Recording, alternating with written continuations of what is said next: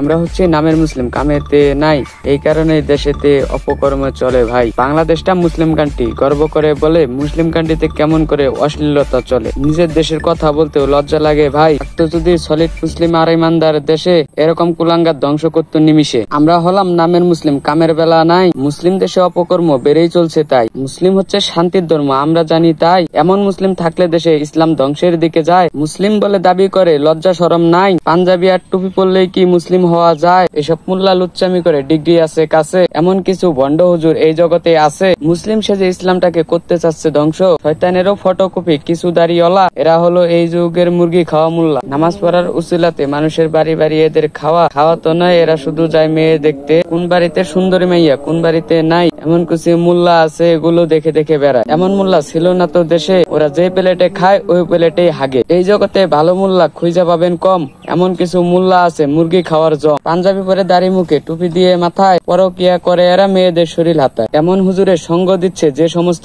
নারী, পাচার কাপড় তুলে তাদের কাঁচা কুঞ্চা দিয়ে মারতে হবে বাড়ি। দাড়ি টুপির সম্মান হানি কিছু লোক করে যায়, এদের জন্য ভালো হুজুরদের বদনাম লাগে গায়ে। ভালো হুজুররা কষ্ট করে ইসলাম প্রচার করে, এদের মতো কিছু খারাপ হুজুর লুচ্চামি করে ঘরে। মোল্লা নামের কলঙ্কেরা দেখে রাখেন সবাই, আল্লাহু আকবার বলে এদেরকে জবাই করতে হবে। এমন মানুষের বিচার হওয়া আপনারা চান যারা, শেয়ার করে কমেন্ট বক্সে দিয়ে যাবেন সারা। এমন মানুষ মুসলিম নয়তো মনে হয়তো ডোম, এরা ইফতার খাওয়ার জম। নিকাল হা।